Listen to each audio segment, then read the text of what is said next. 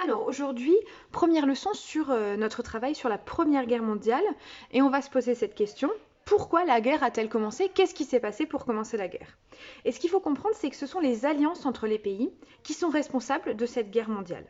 Alors voici la carte des alliances entre les pays en 1914. C'est cette carte-là que vous devez reproduire et compléter pour la leçon.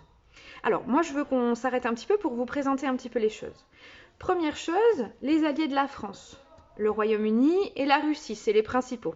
Et ensuite, les autres alliances, ce sont l'Allemagne et l'Autriche-Hongrie. Là aussi, c'est les principaux, ils ont d'autres alliés.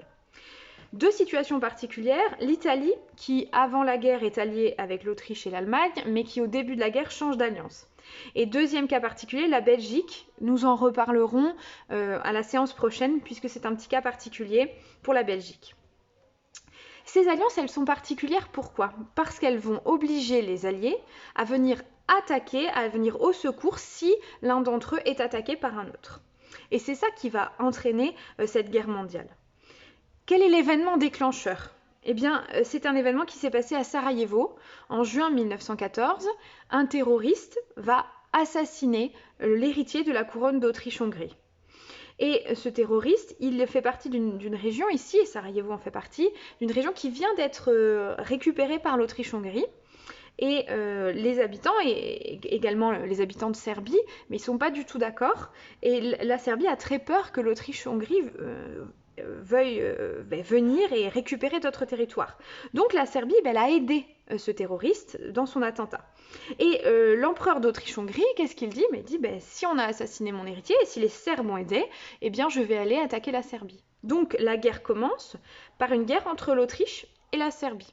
Mais le problème, c'est quoi? C'est que la Serbie, elle est alliée avec la Russie. Et donc, la Russie déclare la guerre à l'Autriche et commence à mobiliser son armée.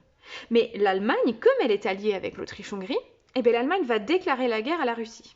Et puis l'Allemagne, c'est un petit peu particulier parce que quand on regarde, l'Allemagne, elle est enserrée entre la Russie d'un côté et la France de l'autre. Et du coup, elle n'aime pas du tout cette situation entre les deux puissances qui sont alliées. Donc, elle va déclarer la guerre à la France. Et puis, il faut aussi se souvenir que, et regardez ici, vous voyez, la France, elle n'a pas la forme qu'on lui connaît habituellement. Il faut se souvenir qu'en 1870, il y avait déjà eu une guerre entre la France et l'Allemagne, et que Napoléon III avait perdu cette guerre à la bataille de Sedan, et suite à cette défaite, il y a deux départements ici, l'Alsace et la Moselle, qui avaient été donnés à l'Allemagne. Et en France, on se souvient de ça et on a toujours eu envie de récupérer ces deux départements. Donc effectivement, comme il y a toujours eu ces tensions entre la France et l'Allemagne, eh bien l'Allemagne déclare tout de suite la guerre à la France. Et c'est comme ça qu'un tout petit événement à Sarajevo va déclencher toute la Première Guerre mondiale qui va être dans toute l'Europe et puis après dans tout le monde entier.